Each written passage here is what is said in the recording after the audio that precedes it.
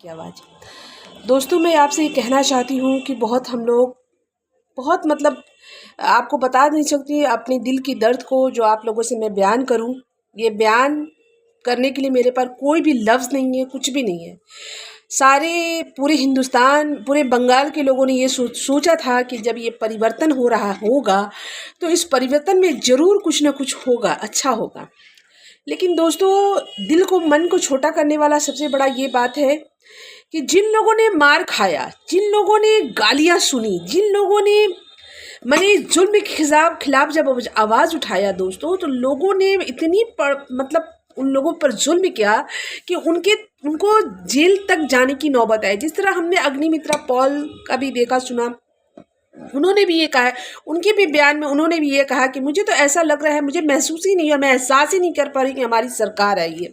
मैं अपने आप को बार बार छू कर देख रही हूँ कि हमारी सरकार आ चुकी है। जिस तरह से हमने प्रियंका टेलवाल का भी जब देखा, हमने उनका एक बयान वो दे रही थी, रूबिका लियाकत उनका इंटरव्यू कर रही थी, उसमें वो जब उन्होंने उनके जज्बात को देख के, उनके आंसू को देख के मुझे ऐसा लगा कि वाकई में जिस तरह से हम लोग तड़प रहे हैं, जिस तरह से हम लोगों का दर्द झलक रहा है, इसी तरह बीजेपी कार्यकर्ता का भी दर्द झलका है।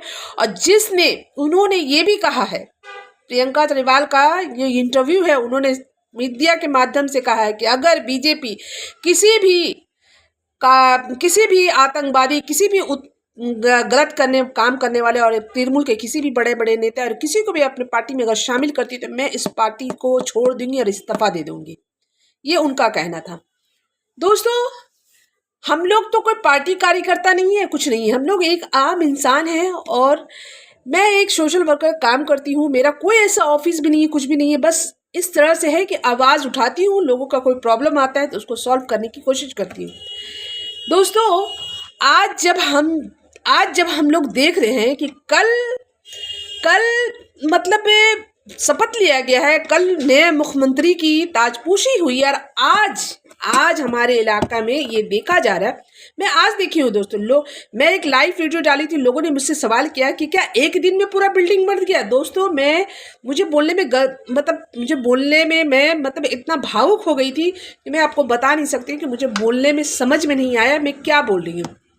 एक दिन में नहीं बना दोस्तों, ये जो बिल्डिंग 4 तल्ला पहले से बन चुका था। 5th फ्लोर में हादसा हुआ था 2024 में, वहाँ रॉड गिरने से एक बच्चे की मौत हो गई थी, जिसकी वजह से ये बिल्डिंग बनना रुक गया था और प्रमोटर वगैरह जेल में गए थे। उसके बाद दोस्तों कुछ इन लोगों का, हम लोगों ने बहुत प्रोटेस्ट किया था। उस प्रोटेस्ट करने के बाद हम लोगों को इतना बेइज्जत किया गया, गालियां, हम लोग का रहना यहाँ पर मुश्किल हो गया था। लोग इस तरह से बुरी नज़र से हम लोग को देख रहे थे। उसके बाद आहिस्ते आहिस्ते ये पूरा सेटिंग का खेल चलने लगा, पूरा सेटिंग हो गया, थाना सेटिंग हो गया, जिसका बच्चा मरा था। सबसे बड़ी शर्म की बात की, ऐसी माँ को आज मदर डे है दोस्तों, मेरा दिल बिल्कुल का आज मदर डे है। ऐसी माँ को मैं ये माँ कहलाने के लायक नहीं है, जिसने अपने जवान बेटे की मौत की कीमत लेकर मीडिया के सामने आने से रुक गए। और उस टाइम मीडिया का पूरा हुजूम हमारे घर के नीचे था, सारी मीडिया हमें बुला रही थी, आप आइए नीचे। मैंने उसे साफ साफ कहा, दोस्तों मेरे प्यारे भाइयों, आप लोग उजागर करो मैं कैसे आऊँ। सारे लोग हट गए, सारे लोगों को इन लोगों ने ट्रेटिंग देकर दूसरा दिन सबों को हटा दिया और हम बिल्कुल तन्हा हो गए। उसके बाद इन लोगों ने जो किया, और सबसे बड़ी बात है दोस्तों, आज जो ये फ्लोर बन चुका है, आज मैं जब घर से बाहर गई किसी काम से, मैंने देखा कि सारे मोहल्ले के जितने भी लोग हैं, सबों की निगाह मेरे ऊपर है। मैं ताज्जुब हो गई, आखिर ये लोग मुझे इस तरह से क्यों देख रहे हैं। तो देखने का मेन वजह ये था, लोगों की नज़र ये दिखा रही थी हमें कि देखो तुम्हारा प्रोटेस्ट, तुम्हारा आवाज़ को दबा दिया गया, कुचल दिया गया।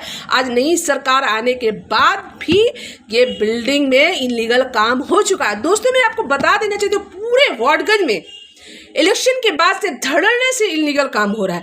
अब बताइए दोस्तों, इलीगल काम को रोका नहीं जा रहा, वो हो रहा, कल अब तोड़ा जाएगा तो उन गरीब लोगों का जिनका पैसा फंसा हुआ है, जिन लोगों ने उसको खरीद लिया है, बताइए उनकी बर्बादी होगी, उनका पैसा बर्बाद हो जाएगा। वो लोग बेचारे घर से बेघर होंगे, उनका मेहनत का कमाया पैसा चला जाएगा।